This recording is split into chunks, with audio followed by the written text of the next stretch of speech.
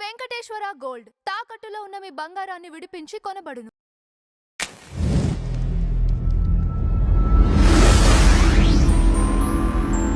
మనం ఎదురు ₹1,00,000 ఇచ్చినా సరే ఆ ప్రశ్నకి క్రైస్తవ్యం ఎక్కడా సమాధానం చెప్పలేదు. Okay. పోనీ ఇంకో క్వశ్చన్ అడుగుతున్నా. సార్ ఏమన్నారంటే మనిషి జీవితం పరిమితం అన్నారు. మనిషి జీవితం పరిమితం అన్నారు. కొందరు 100 ఏళ్ళు, కొందరు 120 ఏళ్ళు, కొందరు 10 ఏళ్ళు అన్నారు. ఆ పరిమిత జీవితం ఎందుకు? ఒకటికి 10 ఏళ్ళ ఆయుర్దాయం, ఒకటికి 110 ఏళ్ళ ఆయుర్దాయం ఎందుకు వస్తుంది? అదేనా సమాధానం చెప్పాలి? సమాధానం చెప్పలేరు అనేది కాదు. ఇక్కడ అనిల్ గారు ఇంకో విషయం, సరే సార్, ఓ పని చేద్దాం సార్. అంజి గారు, ఒక మనిషికైనా ఇది ₹1,00,000 మిగతా ఇక్కడ పెట్టి ప్రాణులకు కూర్చుంటా. కూడా ఉంటుందా? ₹1,00,000 ఇక్కడే పెట్టి కూర్చుంటా. లాజికల్ గా ఎవరైనా ఎక్స్ప్లెయిన్ చేస్తారా? లాజికల్ గా నేను అడిగిన ప్రశ్నకి సమాధానం చెప్తాను అంటే గనక, అంటే నేను మతం మారిపోయిన తర్వాత పాపం జరిగితే వీళ్ళకి జరిగే న్యాయం ఏంటనేది గనక గ్రంథాల ఆధారంగా లాజికల్ గా నిరూపణ చేస్తే ₹1,00,000 ఇక్కడే పెడతా. ఏ పాస్టర్ డిబేట్ కి వస్తాడో రమ్మనండి. ఓకే ఓకే, అది కూడా చెప్పేసారు. దానికి సమాధానం లేదు అనొద్దు అంటున్నారు కదా. సమాధానం ఉంటే అనిల్ గారు ఇప్పుడు చెప్తే గనక ఇప్పుడే నేను అప్పు చేసి అడుగు తెచ్చే ఇప్పుడు నుంచే ఫోన్ పే చేసేస్తాడు. అనిల్ గారు వాళ్ళని వదిలేశారు. వాళ్ళకి న్యాయం వీళ్ళకి మాత్రం జరుగుతారే సార్. అదే చెప్తున్నాను. ఇక్కడ న్యాయము అన్యాయం ఇక్కడ ఇష్యూ ఏంటంటే ఆల్ మ్యాన్ హ్యావ్ సిన్, మొత్తం అంతా కూడా పాపం. ఐఎమ్ నాట్ ఏ సిన్నర్ అండి. I'm not a sinner. నాకు ప్రపంచంలో నేను ఒక నిజంగా చెప్తున్నానండి, నేను గనక క్రిస్టియానిటీలోకి వెళ్తే నాకు స్వర్గం వస్తుంది అనుకుంటే అక్కడ యెహోవా యేసుక్రీస్తు అని ఇద్దరు ఉంటారు. వాళ్ళు ఉండే చోట బతకటం కంటే నేను నరకంలో బతకటం నాకు హ్యాపీగా ఉంటుంది. అనిల్ గారు మీ దగ్గర నుంచి వస్తాను. మీ నాన్నగారు మంచివారా చెడ్డవారా? బోత్ మంచోడు చెడ్డు. అట్లదు మంచానండి, మంచిగానండి, వాస్తవాలు చెప్పాలి. అట్లదు అట్లదు మంచిగానండి, మంచి సరే మంచి వ్యక్తి మీ నాన్నగారు. ఓకేనా? లలిత్ గారు, మీ నాన్నగారు మంచి వ్యక్తి చెడ్డ వ్యక్తి అంటే మంచి వ్యక్తి. మా నాన్నగారు మంచి వ్యక్తి కాదండి, దేవుడు. నాకు దేవుడు సూపర్, పితృదేవో సూపర్ సూపర్ సూపర్. దేవుడు అన్నారు, ఈయన దేవుడు అన్నారు. మీరు మంచి చెడు అంటే నేనే అన్నాను, అట్లా కాదండి మంచి. నేను పుట్టాను అనేది నిజం. ఇప్పుడు ఈ రెండింటి కంపారిజన్ లో అనిల్ గారు మీ వెర్షన్లో ఏంటంటే వాళ్ళ నాన్నగారిని చిన్న చూపు చూస్తున్నారు. ఇక్కడ ఏమేమంటున్నారు, నా తండ్రితో పాటు ఆయన కూడా ఆ గౌరవం ఇస్తున్నారు. అంతే. ఇదే సింపుల్ లాజిక్ అండి. దేవుళ్ళు కూడా అంతే. ఏది అదేంది అదేమన్నా పెద్ద ఏం కాదుగా, ఒక మార్గాన్ని క్రియేట్ చేసేదండి. ఏ మార్గం అయితే మాది మాత్రమే. ఎంత తప్పండి అది? అట్లా ఇప్పుడు మా అయ్య తాగుమూతుడు అనుకో, అట్లా కాదు. నేను ఉదాహరణ అంటున్నాను. ఉదాహరణకి తాగుమూతుడు, అందుకే నేను మంచి రెండు చెప్పినాను. అది మాత్రమే. చాలా ప్రేమించాడు నన్ను. సో ఆయన చాలా like he's my father. End of the day ఆయన పుట్టించడం లేదు కానీ నాకు కనపడే మా అయ్య నన్ను పుట్టించాడు కాబట్టి నా మా అయ్య ఆయన మీ గాడ్ అండి. నో క్వశ్చన్, అంతే. ఆయన మీ god. But at the same time there is also right and wrong. ఆయన తాగుమూతుడు అయితే నేను తాగుమూతుడు అనే చెప్పాలి. లేదు నేను కవర్ చేసేసి భక్తుడు అని చెప్పేస్తే అది నేను తప్పు చేసినట్టు.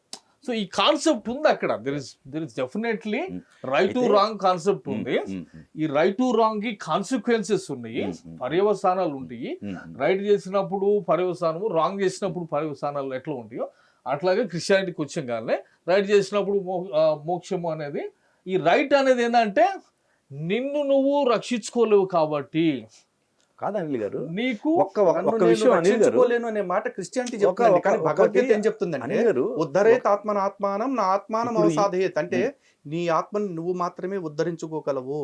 ఆత్మైవి ఆత్మనో బంధువు ఆత్మైవ రిపురాత్మన. నీ ఆత్మే నీకు బంధువు, నీ ఆత్మే నీకు శత్రువు. ఒక చిన్నది, నీ మనస్సాక్షి ప్రకారం నువ్వు మంచి చేసినా తప్పు చేసినా. లలిత్ గారు లలిత్ గారు ఒకటి, అనిల్ గారు ఇప్పుడు ఇలాగనే కొనసాగుతూ ఉంటే రేపొద్దున మతపరమైన విద్వేషాలు ఎంత దూరం వెళ్తే ఉంటాయండి? ఎందుకు మేము మాత్రమే, మిగతాది అవసరం లేదు, మేము మాత్రమే మంచి చెప్పుకోవాలి. కాదండి, యేసు మంచి వ్యక్తి అది చెప్పుకోవాలి. కానీ మంచి దుర్మార్గుడు, శ్రీరాముడు దుర్మార్గుడు అయ్యేందుకండి డిబేట్? ఇక్కడ మంచి వ్యక్తి అనగాల ప్రాబ్లం అవుతుంది.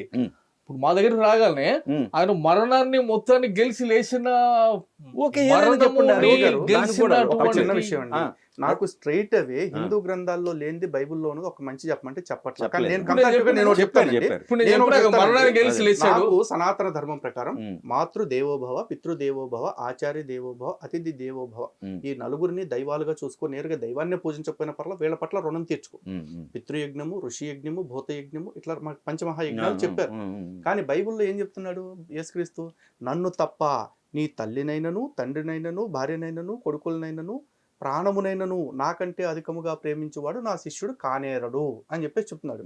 అంటే ఆయన తర్వాత తల్లిదండ్రులు అంటే ఈయనకంటే ఎక్కువగా ప్రేమించొద్దని చెప్తున్నాడు.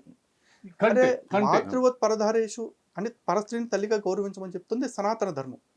ఓకే, అలాంటి తల్లిని కూడా అలాంటి నాకంటే తప్పులు ఎక్కువగా గౌరవించాలని అలాంటి వీళ్ళకి బైబిల్ నచ్చలేదు చెప్తా అనుకుందాం. ఉంది. ఫర్ ఎగ్జాంపుల్ వీళ్ళు చెబుతున్నారు వీళ్ళకి సంబంధించి ఎక్కడన్నా గుళ్ళల్లో కానీ లేకపోతే గుళ్ళో జస్ట్ జరుగుతున్నాయండి అట్లాంటి ఎక్కడండి ఒక గుళ్ళో ఇప్పుడు చర్చిల్లో కానీ వాటిలో ఇట్లానే నేను జరుగుతుంది. చెప్తానండి, ఆ. మొన్న ఒక చర్చిలో పవన్ కళ్యాణ్ సనాతన ధర్మం అన్నాడు, తలనరికేయాలని ఒక గాడిద కొడుకు అన్నాడు. ఇంకో గాడిద కొడుకు ఇంకో గాడిద కొడుకు పూలు పెట్టుకునే ఆడోళ్ళు బజారోళ్ళు రా అన్నాడు. ఏ చర్చిలో అయినా సరే ఏమంటే మన ఊరు బయట వాడు కొత్తగా ఒకటి చర్చ్ అని కట్టారు, దాని బయట ఒక శవాన్ని పెట్టారు అని ఎప్పుడైనా గుళ్ళోంచి ఒక మైక్లోంచి అట్ట మాట వచ్చిందా? గుళ్ళో నుంచి వచ్చిందా అండి? ఎప్పుడైనా వచ్చిందా?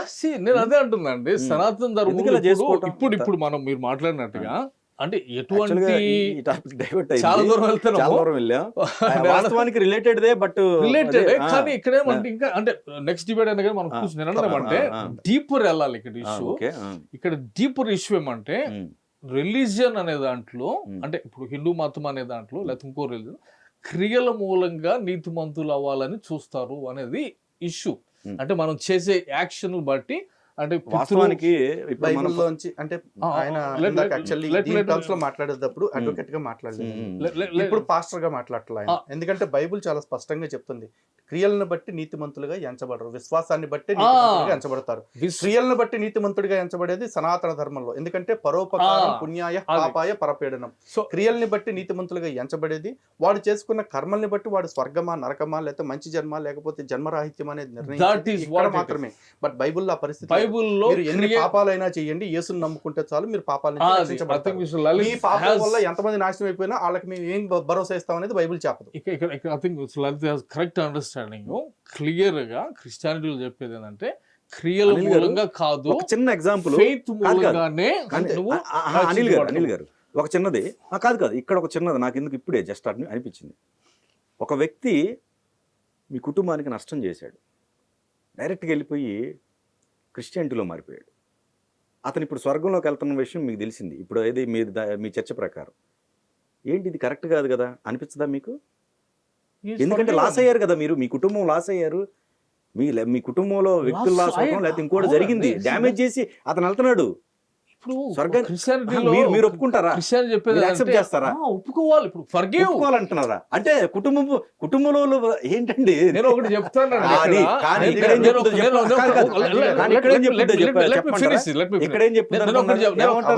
భోక్తవ్యం కృతం కర్మ పాపం అతను తగులుతుంది,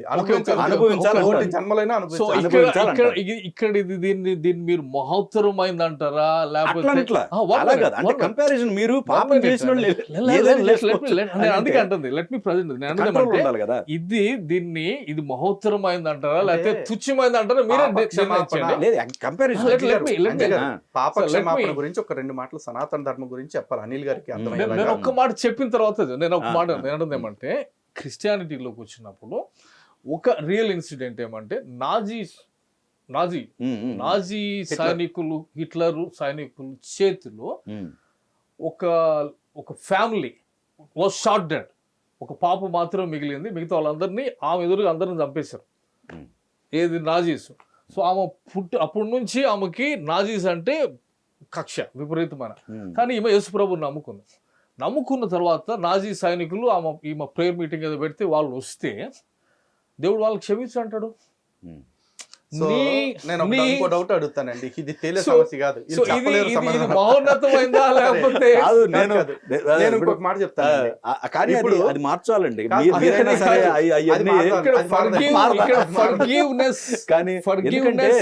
ఎందుకంటే చాలా మంది కూడా తప్పులు చేసి ఇటు వచ్చేస్తారు. ఎవరండి? ఓకే, నాకు అటు వెళ్ళే వాళ్ళందరూ తప్పుడు వాళ్ళే. చాలా మంది పాస్టర్ల సాక్ష్యాలు వినండి, నేను గతంలో తాగుబోతుని తిరుగుబోతుని వ్యభిచారిని జోదరిని నన్ను యేసుప్రభు మార్చేశాడు అంటాడు.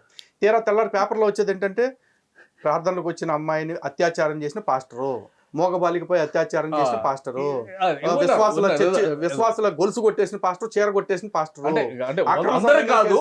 అక్రమ సంబంధాలు అందరూ బయటపడలేదు. అదే అందరూ బయటపడలేదు. కారణం ఏదండి? కారణం మితిమీరిన లగ్జరీస్ ఒకటి, రెండోది మితిమీరిన విశ్వాసం, గుడ్డి విశ్వాసం పెట్టేయటం. అనిల్ గారు ఒక స్టేట్మెంట్ ఇచ్చారు, కారణం ఏం పాపం చేసినా కూడా క్షమాపణ అయిపోయింది. అదే సరే, నేను ఇప్పుడు ఇంకొక డౌట్ అడుగుతానండి. అనిల్ గారు స్ట్రైట్ అవే ఒక క్వశ్చన్ అడుగుతానండి. బైబిల్లో 66 పుస్తకాలు ఉన్నాయి కదా, 66 పుస్తకాలని మొత్తం రిఫరెన్స్ తీసుకుని ఇప్పుడు వరకు పరలోకానికి ఎంతమంది వెళ్ళున్నారు వాళ్ళ పేర్లు చెప్పండి. నేను స్వర్గానికి ఎంతమంది వెళ్ళారు, మోక్షానికి ఎంతమంది వెళ్ళారు అంటే నా పురాణ ఇతిహాసాల ఆధారంగా నేను పేర్లు చెప్తా. బైబిల్ ప్రకారం ఎంతమంది పరలోకానికి వెళ్ళారు పేర్లు చెప్పండి. రెఫరెన్స్ అయ్యే కదా. బైబిల్ ప్రకారంగా అంటే పరలోకానికి ఫిజికల్గా వెళ్ళిన వాళ్ళు అంటారా? ఫిజికల్ గా కాదు, చచ్చిపోయిన తర్వాతే. తర్వాత వెళ్ళిన వాళ్ళు పరదేశకు కాకుండా పరలోకానికి వెళ్ళిన వాళ్ళు ఎంతమంది? ఇక్కడ ఒకటి సింపుల్ అండి, ఫెయిత్ అనేది ఇష్యూ ఇందులో. ఆదాం ఫస్ట్ మనిషి, ఆదాం నుంచి జీసస్ వరకు వచ్చిన వాళ్ళంతా యూనో వాళ్ళకి అంటే ఇక్కడ విమోచన అనేది ఒక పదం వస్తుంది. విమోచన, ఫర్గివ్నెస్, వీటన్నిటికీ క్రీస్తు వెల కట్టాడు, ఫర్గివ్నెస్ తెచ్చాడు, ఆ శిక్షణ అంతా ఆయన మోసాడు. కాబట్టి అందరికీ, క్రీస్తు నమ్ముకున్న వాళ్ళందరికీ క్షమాపణ ఉంది. సో క్రీస్తు గుండా మోక్షం ఉంది అనేది క్రిస్టియానిటీ చెప్తుంది. అలా వెళ్ళిన వాళ్ళు ఎంతమంది ఆ మోక్షానికి? ఇప్పుడు భూమి మీద నీతిమంతులు ఉన్నారు, దుష్టులు ఉన్నారు. నీతిమంతులు ఉన్న ఇప్పుడు వాళ్ళు దాకా పరలోకానికి వెళ్ళిన వాళ్ళు, మోక్షం పొందిన వాళ్ళు ఎంతమంది అంటున్నానండి. అది ఇక పాపులేషన్ చూసుకోవాలి. బైబిల్ ప్రకారం బైబిల్లో ఉన్న పేర్లు, నమ్మిన వాళ్ళు యేసుప్రభు దగ్గరికి వెళ్తారు. బైబిల్ నుంచి పేర్లు 10 పేర్లు, 50 పేర్లు, 100 పేర్లు రాసినవి ఉంటాయి కదండి, దాన్ని బేస్ చేసుకుని చెప్పేది మీరు. వాదల్లో అయితే మనకి చాలా మంది డిసైపుల్స్ కనపడతారు. డిసైపుల్స్ ఉంటారు. పరలోకానికి వెళ్ళిన వాళ్ళు ఎంతమంది? పేతురు వెళ్ళాడా? పౌలు వెళ్ళాడా? యాకోబు, యోహాను ఎవరన్నా వెళ్ళారా? పరలోకానికి నెక్స్ట్ లైఫ్ అదే కదా. ఇప్పుడు పరలోకానికి వెళ్ళారా ఎవరైనా? పరలోకానికి వెళ్ళిన వాళ్ళు అక్కడ ఎవరు పరలోకానికి పోలా. అక్కడ లెక్క ఏంటంటే పరలోకం అనేది ఎప్పుడు వస్తుంది అంటే యుగాంతానికి ముందు రోజున, ఇప్పుడు దాకా పరదేశంలో ఉన్న వాళ్ళందరికీ అప్పుడు తీర్పు తీర్చి పంపిస్తారు సార్. కర్మగాలి యుగాంతం ఇంకో 4 రోజుల్లో ఉందనగా యేసు దేవుడు కాదు, వెంకటేశ్వర స్వామి దేవుడు అని తెలిసిందనుకోండి, అప్పుడు ఆ నమ్మిన వాళ్ళు అందరు బతికేంటి? ఛాన్స్ లేదులే. ఇంకా మార్చుకోవడానికి ఛాన్స్ లేదు. కానీ ఏదేమైనా ఒకటి యాక్చువల్ గా మనం చాలా డిబేట్ లో కూడా నేను అన్నదండి ఇక్కడ చాలా లాజికల్ గా యాక్చువల్ గా 1 మినిట్ అండి ఇక్కడ చాలా లాజికల్ గా ఇప్పుడు మీకు లైఫ్ సైకిల్ అన్ని పోయేది అవసరం లేదు, పాపానికి క్షమాపణ ఉంది, మీకు మోక్షం గ్యారంటీ ఉంది, దేవుడితో గ్యారంటీ ఉండేదనేది స్టేట్మెంట్ అండి. ఎవిడెన్స్ ఏంటంటున్నా? Evidence Jesus itself is an evidence. Jesus పుట్టిన దానికి ఎవిడెన్స్ లేదు కదా అసలు. అట్లా యేసు పుట్టిన దానికి ఒక్క చారిత్రక ఆధారం నిరూపించండి. ఆర్టిఫాక్ట్స్, చాలా ఒకటి చెప్పండి అంటున్నా, చాలా వదిలేసేయండి. ఒకటి చెప్పండి, ఒకటి చెప్పండి. చాలా ఉన్నాయి, హిస్టారికల్, ఆర్కియలాజికల్ అన్ని చాలా ఉన్నాయి. చెప్పండి. That can be other debate. ఏమంటే నేను మాట్లాడుతున్నామంటే యేసు ప్రభువు నమ్ముకోవడానికి ప్రథమ బలమైన కారణం ఏంటంటే క్షమాపణ, పాప క్షమాపణ ఒకటి. అదొకటే. చనిపోయి నేను ఏ ఎడ్డి పనులు చేసినా సరే, నేను చార్లెస్ చౌరాజ్ లాగా రోజు పికిని మర్డర్ చేసినా సరే, నేను చచ్చిపోయే ముందు యేసుని నమ్ముకుంటే నా పాపాలన్నీ క్షమించబడతాయి. పాప క్షమాపణ ఒకటి. అంటే మనిషి ప్రాబ్లమే పాపం కాబట్టి. కానీ అనిల్ గారు మీకు ఎప్పుడు అనిపించలేదా పాప క్షమాపణ అసలు అన్నిటికంటే పెద్ద పాపం ఏంటో తెలుసండి? ఇలా పాప క్షమాపణ కోరుకోవటమే. నేను తప్పు చేస్తే ఆ తప్పుకి ఎవడో శిక్ష అనుభవించాలనుకుంటే అన్నిటికంటే పెద్ద పాపం. అంటే ఇప్పుడు అదే మన కుటుంబంలో జరిగితే చేసిన వ్యక్తి ఏది ఇప్పుడు మీరు అన్నది వెర్షన్ ప్రకారం పరలోకి వెళ్తున్నాడంటే, మన కుటుంబానికి డ్యామేజ్ చేసి అతను పరలోకానికి వెళ్తున్నాడంటే అది యాక్సెప్ట్ చేయడం కరెక్టేనా? క్షమాపణ